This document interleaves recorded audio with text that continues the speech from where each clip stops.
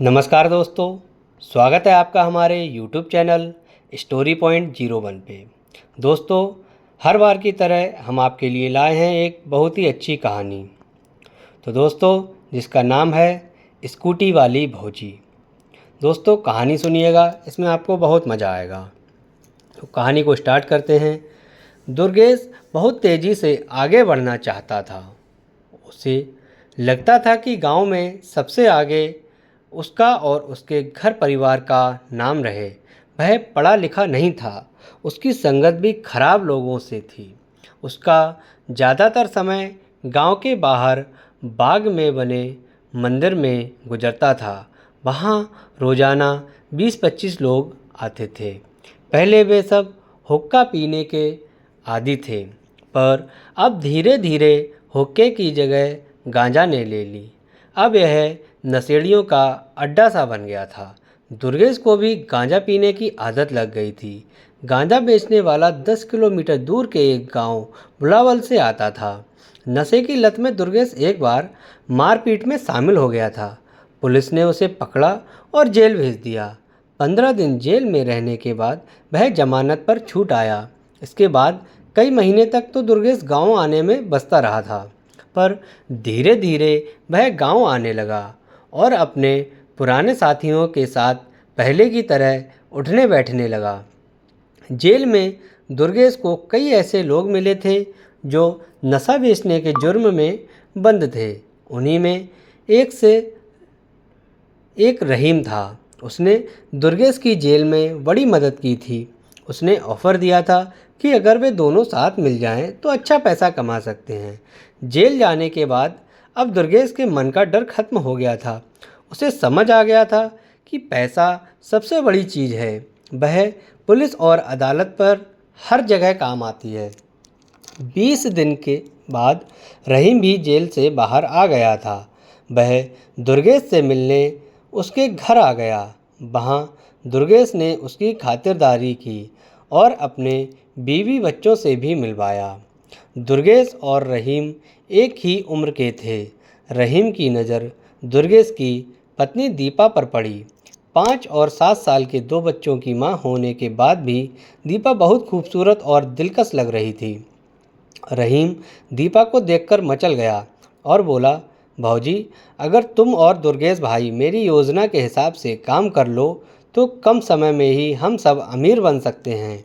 आखिर कब तक गरीबी में अपनी खूबसूरती को बर्बाद करती रहोगी? हमें करना क्या होगा? हम तो इनसे कहते रहते हैं, ये हमारी सुनते ही नहीं, केवल सपनों की दुनिया में उड़ते रहते हैं। दुर्गेश के बोलने से पहले ही दीपा बोल पड़ी, भौजी, हम लोग दूसरों के नशे का इंतजाम कर लें बस। इससे पैसा भी मिलेगा और लोग भी साथ होंगे। मैं आपको एक स्कूटी दिला देता हूँ और उसे चलाना भी सिखा दूँगा। आप पर कोई शक नहीं करेगा। आप केवल सामान लाने का काम करेंगी। बेचने के लिए नेटवर्क हम और दुर्गेश बना लेंगे। रहीम बोला, लेकिन पुलिस का क्या करेंगे? दीपा के बोलने से पहले दुर्गेश बोल पड़ा, पुलिस पुलिस को पैसा चाहिए। हम और भौजी मिलकर संभाल लेंगे। रहीम के इतना कहते ही कि दीपा ने कहा, ठीक है, मैं तैयार हूँ। दरअसल दीपा को स्कूटी चलाने की बहुत पहले से ही ललक थी। वह भी पंख लगाकर उड़ना चाहती थी। 10 साल की उम्र के बाद वह अपने सपने भूल चुकी थी। उसके पास खाना बनाने और बच्चा पैदा करने का ही काम रह गया था। आज रहीम ने जब उसे उसका शौक याद दिलाया तो वह मना नहीं कर पाई। अब रहीम अक्सर दुर्गेश के घर आने जाने लगा। उसने एक दिन दुर्गेश और दीपा को अपना बिजनेस आइडिया समझाते हुए कहा, स्मैक की अलग अलग मात्रा में बनी बनाई पुड़ियाँ हमें आसानी से मिल जाएंगी। 1 किलोग्राम अफीम से 50 ग्राम से 80 ग्राम स्मैक तैयार होता है। अफीम को चूने और एक रसायन के साथ मिलाकर उबालते हैं। इससे अफीम फट जाती है। जब यह पूरी तरह से गाढ़ी हो जाती है, इसे तब तक उबाला जाता है। इसके बाद में इस गाढ़े घोल को सुखा दिया जाता है और सूखने पर यह स्मैक पाउडर बन जाता है। उत्तर प्रदेश के बाराबंकी के अलावा राजस्थान के प्रतापगढ़, चित्तौड़गढ़ जिलों के साथ साथ मध्य प्रदेश और पश्चिम बंगाल के अफीम उगाने वाले इलाकों में इसे बनाया जाता है। हमारे लोग वहाँ हैं, वे गोसाईगंज तक माल भेज देंगे। भौजी केवल 15 से 20 किलोमीटर दूर तक पुड़िया स्कूटी में रखकर लाएंगी तो किसी को शक नहीं होगा। मैं तो कहता हूँ कि अगर बच्चों का स्कूल में दाखिला भी उसी तरफ हो जाए तो भौजी का काम और आसान हो जाएगा। मेरा घर भी उधर ही है। भौजी को कभी दिन में रुकना होता हो तो वहाँ रुक भी सकती हैं। बच्चे साथ होंगे तो पुलिस वैसे भी शक नहीं करेगी। रहीम ने पूरी योजना समझा दी। उसके पास अपनी एक स्कूटी थी जो बहुत कम समय ही चली थी। उसने वह स्कूटी दुर्गेश को दे दी। दीपा ने बड़ी जल्दी ही स्कूटी चलाना सीख लिया। वह इस बात से खुश थी कि गांव में वह पहली औरत थी जो स्कूटी चला सकती थी। जब सब ठीक हो गया तो तकरीबन 2 महीने के बाद दीपा को स्मैक की पुड़िया वाला पैकेट लाने का काम दिया गया। दीपा बड़े आराम से उसे लेकर चली आई। उसके मन का डर निकल गया। इस बार सारी पुड़िया रहीम ने खुद ही अपने पास रखी। केवल टेस्ट के रूप में 15 पुड़िया दुर्गेश को दी गई थीं। दुर्गेश ने गांव वालों के बीच पुड़िया बांटना शुरू कर दिया। धीरे धीरे एक के बाद एक ग्राहक बढ़ने लगे। अब मंदिर में गांजे की जगह स्मैक का इस्तेमाल बढ़ गया। 100 ग्राम स्मैक तकरीबन 1 लाख रुपए में मिलती थी।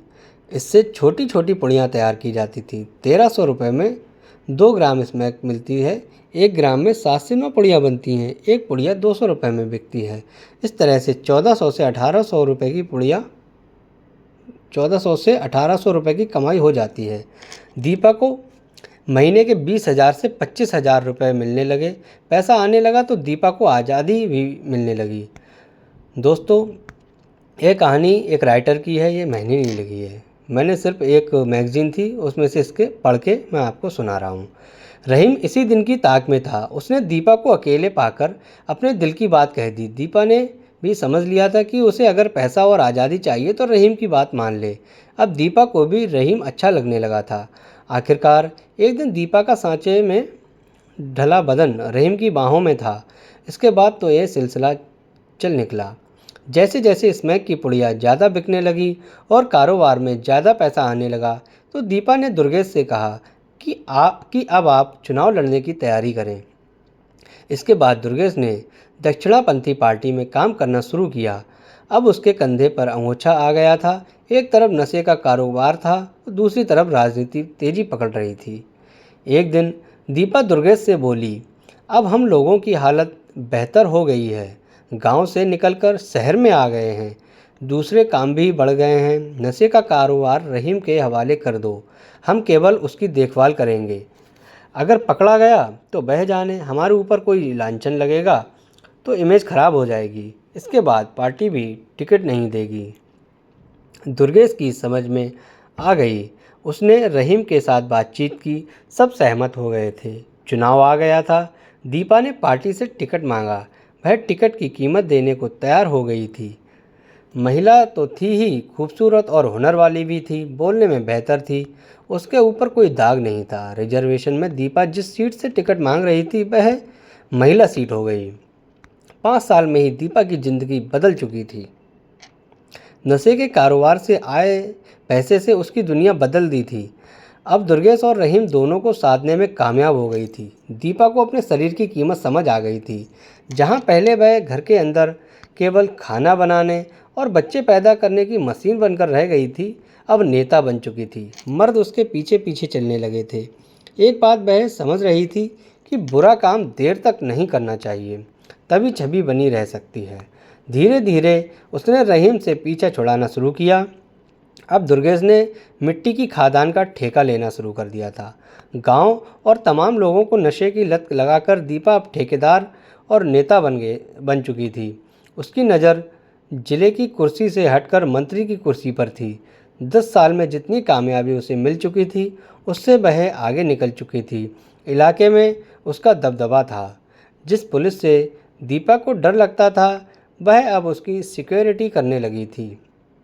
उसके घर नेताओं का आना जाना लगा रहता था।